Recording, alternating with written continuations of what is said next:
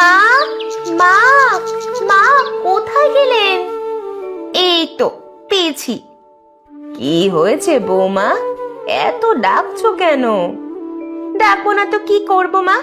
বলি কি, সকাল তো কম হলো না, নাস্তা করবেন কখন? আসুন, নাস্তা করবেন, আসুন। কি বলছো বৌমা, এই তো 5 মিনিট আগেই চা পান খেলাম, এখনই আবার নাস্তা খাবো? মা, নাস্তা এখনই খেতে হবে, নাস্তা খেয়ে যে আবার ওষুধ খেতে হবে।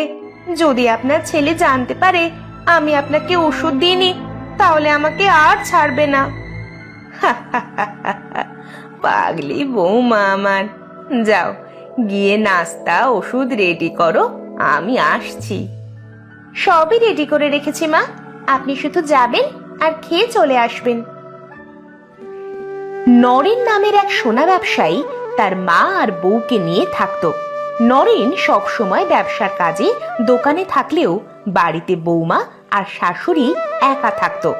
নরেনের বউ ছিল অনেক ভালো, সে সব সময় নরেনের মায়ের অনেক যত্ন নিত। আহারে, কি করছেন মা? আপনি কেন দা ধরতে গেলেন? হাত পা কেটে যাবে তো।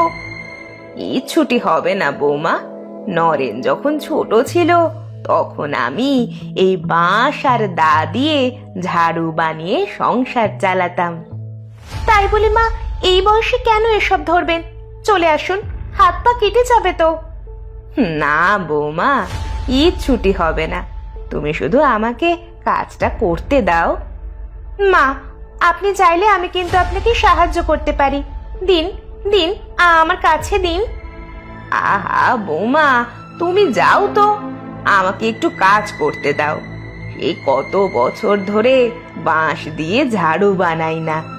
আহারে, কোথায় গেল সেই সব দিন? কিন্তু মা, আপনি তো অসুস্থ, ডাক্তার মশাই আপনাকে সব সময় ভারী কাজ করতে বারণ করেছে। বৌমা, আমাকে নিয়ে এত চিন্তা করলে তোমার মাথার তো সব চুল পেকে যাবে। যাও, তুমি বরং নরেনের জন্য গিয়ে রান্না করো গে, যাও। ও তো একটু পরেই চলে আসবে, আর আমি একটু পরেই এসব রেখে দেব। যাও মা।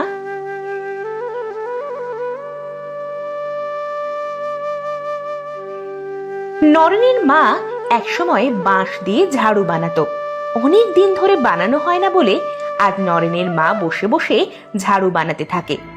অন্যদিকে নরেনের বউ অনেক বারণ করলেও তার মা শোনে না। কই কই গো গিন্নি, কোথায় গেলে? তাড়াতাড়ি বাইরে এসো তো। আরে মা, তুমি এসব কি করছো? তোমাকে না এসব করতে বারণ করেছি। আমি মাকে অনেক অনুরোধ করেছি, কিন্তু মা আমার কথা শুনলই না। আহা, আর বানাবো না তো, এই আজই শেষ। নাও নাও বৌমা, এই বাঁশের ঝাড়ুটা আমি তোমায় দিলাম। বলা তো যায় না, আজ আছি কাল নেই। না মা, ওসব কথা মুখেও আনবেন না। মা, তোমার কি আর আগের মতো বয়স আছে? ডাক্তার মশাই আমাকে আসার সময়ও বলেছে তোমাকে সাবধানে চলাফেরা করতে। যাও, ঘরে যাও। তা তুমি ও ঘরে যাও, খাবার রান্না তো শেষ হয়ে গেছে। আমি হাত মুখ ধুয়ে আসছি। এই নাও 500 রৌপ্য মুদ্রা, যাও পুরোটা সিন্ধুকে রেখে দাও। নরেনের সোনার দোকান থাকায় সে স্বর্ণের ব্যবসা করে অনেক টাকা আয় করে। দিন শেষে সব টাকা বাড়িতে এসে বউকে দিলে তার বউ সব টাকা সিন্ধুকে তুলে রাখে। বুঝলে গিন্নি, তোমার হাতে রান্নাটা আজকাল যা হয় না, কি বলবো। ইচ্ছা করে ব্যবসা বাণিজ্য রেখে বসে বসে শুধু তোমার হাতের খাবার খায়। হয়েছে হয়েছে, কাজ যদি না করো তখন তো আর এত মজার মজার খাবার রান্না করে খাওয়াতেও পারবো না।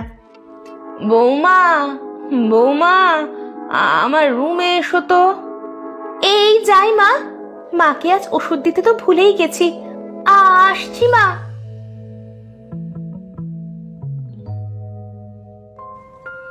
নরেনের বউ গিয়ে দেখতে পায় তার শাশুড়ি বিছানায় শুয়ে আছে। নরেনের মায়ের শরীরের অবস্থা খারাপ হতে থাকে। মা, কি হলো আপনার? আপনি তো একটু আগেও সুস্থ ছিলেন। মা, মা। আমার আর সময় নেই বৌমা। তোমার মতো বউ পেয়ে নিজেকে অনেক ধন্য মনে হচ্ছে। ভালো থেকো বৌমা। আর আমার হাতে বানানো বাঁশের ঝাড়ুটা তোমাকে দিয়ে গেলাম। এটা বিপদে আপদে তোমাকে সাহায্য করবে। ঠিক আছে মা। মা মা মা মা আমাদের ছেড়ে কেন চলে গেলেন? মা, ও মা, এ কি হয়ে গেল তোমার মা? এ কি হয়ে গেল? নরেনের মা হঠাৎ অসুস্থ হয়ে মারা যায়। নরেনের মায়ের দেয়া বাঁশের ঝাড়ু নরেনের বউ অনেক যত্নে তার বিছানার পাশে রেখে দেয়। নরেনের মা আচমকা মারা যাওয়ায় নরেনের বউ এতে একেবারেই ভেঙে পড়ে। নরেনের মায়ের মৃত্যুর অনেক দিন চলে যায়, তবুও নরেনের বউ তার শাশুড়ির কথা ভুলতে পারে না। মা, ও মা, কোথায় চলে গেলেন আমাকে একা করে? দুনিয়াতে মা ছাড়া বড় হয়েছি। যখন আপনাকে দেখি তখন মা কি জিনিস বুঝতে পারি। নরেনের মা মারা যাবার পরেও নরেনের বউ তার শাশুড়ির কথা ভুলতে পারে না। এই ভেবে সে সব সময় মন খারাপ করে বসে থাকে। আরে নরেনজি, তা আজকাল বিক্রি বাট্টা কেমন চলছে? আগে মন্ত্রীমশাই যে খুব ভালোই চলছে বেচা কিনা। তা মন্ত্রীমশাই হঠাৎ কি মনে করে আমার দোকানে আসলেন?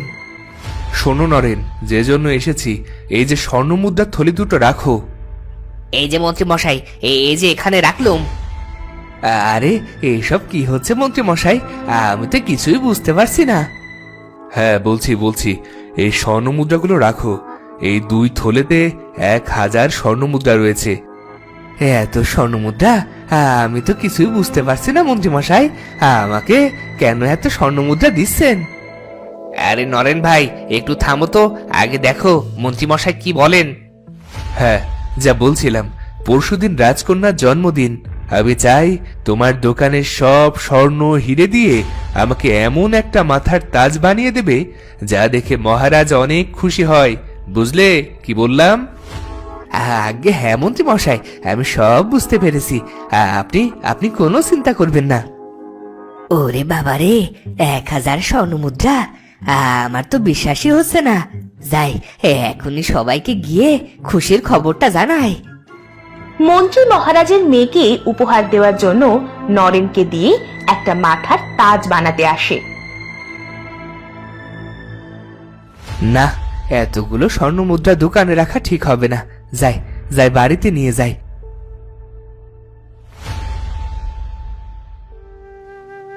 নরেন দোকান বন্ধ করে 1000 স্বর্ণ মুদ্রার থলে নিয়ে বাড়িতে আসে।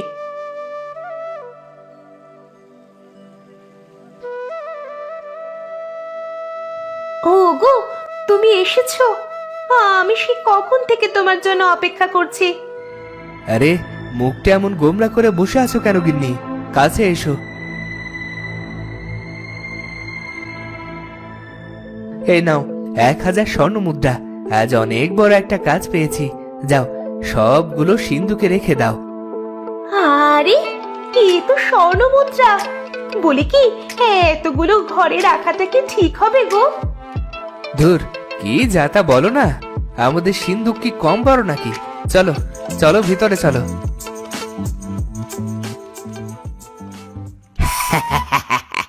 যাও নরেন্দা, যাও, ঘরে রাখো আর বাইরে যেখানেই রাখো না কেন, ওই 1000 স্বর্ণ মুদ্রা তো আমাদেরই।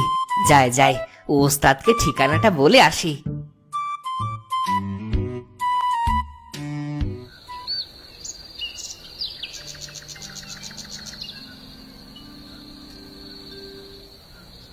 এরপর রাত নামে, চারিদিকে অনেক অন্ধকার।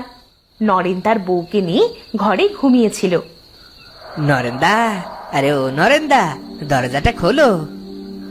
ওগো, এত রাতে কে দরজায় টোকা দিচ্ছে? ওঠো। আরে উঠছো না কেন? আরে নরেন্দা, দরজাটা খোলো, মন্ত্রী মশাই খবর পাঠিয়েছে। কি? মন্ত্রী মশাই খবর পাঠিয়েছে? দাঁড়াও, আমি আসছি। নরেনের বউ বিছানা থেকে নামতে গিয়ে তার শাশুড়ির বানানো বাঁশের ঝাড়ুতে পড়ে যায়। বৌমা, আমাকে তোমার সাথে নিয়ে যাও। বৌমা, আমার কথা শুনতে পাচ্ছ? মা, মাইক কণ্ঠ কোথা থেকে আসছে? এই তো আমি এখানে বৌমা, আমি এই বাঁশের মধ্যে আছি। মা, মা আপনি বেঁচে আছেন কি করে? আমি আর বেঁচে নেই বৌমা, এই বাঁশের ঝাড়ুতে আমার আত্মা বন্দি আছে। তোমার আদর যত্ন আর ভালোবাসায় আমি মরে গেলেও আমার আত্মা তোমাকে ছেড়ে যায়নি। এ কি তোমরা কারা? সবার মুখ ঢাকা কেন? এখনো চিনতে পারিসনি আমরা কারা? দাঁড়া, একটু পরেই সব টের পাবি। দাঁড়া, এই বেটাকে বাইরে নিয়ে বেঁধে রাখ। আমাকেও চিনতে পারোনি নরেন্দা? একটু পর তোমার সব স্বর্ণ মুদ্রা নিয়ে নিলেই সব চিনতে পারবে আমরা কারা। ডাকাত ডাকাত পড়েছে গ্রামে, ডাকাত পড়েছে, বাঁচাও বাঁচাও।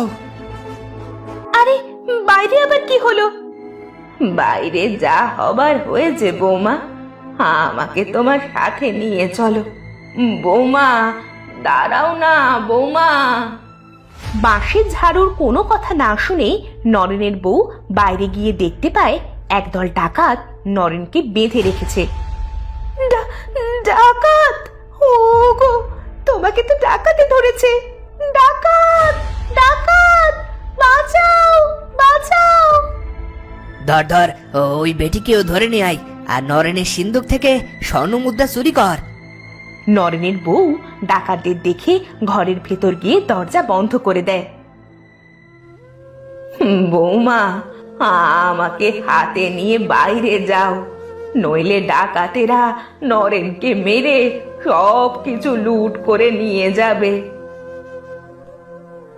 এবার নরেনের বউ বাঁশের ঝাড়ুর কথা শুনে বাইরে আসে। অমনি তাকে দেখে দুজন ডাকাত ধরতে আসলে বাঁশের ঝাড়ু উড়ে উড়ে তাদের গিয়ে পেটাতে থাকে। বাঁশের ঝাড়ুর বাড়ি খেয়ে ডাকাত দুটো দৌড়ে পালিয়ে যায়। এ কি, তোরা পালাচ্ছিস কেন? ওস্তাদ, এইসব শেষটাদের নিয়ে কেন ডাকাতি করেন? আমার ছেলের জিনিস ডাকাতি করা ছোটাচ্ছি, দাঁড়া। ওরে বাবা রে, এটা আবার কি? ও মারে, গেলাম রে।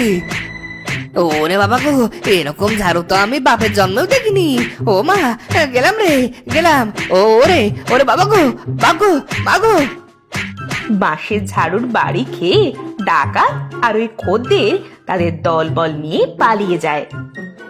এটা কি ছিল গিন্নি? এটা না থাকলে তো ডাকাতেরা আমাকে সর্বহারা করে দিত। এটা হলো আমাদের মায়ের বাঁশের ঝাড়ু, আর এই ঝাড়ুতেই আমাদের মায়ের আত্মা ছিল। আজ ডাকাতের হাত থেকে মাই আমাদের বাঁচিয়েছে। তো বন্ধুরা, ভিডিওটি কেমন লাগলো? যদি ভালো লাগে চ্যানেলটি সাবস্ক্রাইব করে বেল আইকনটি বাজিয়ে দিও। দেখা হচ্ছে পরের ভিডিওতে।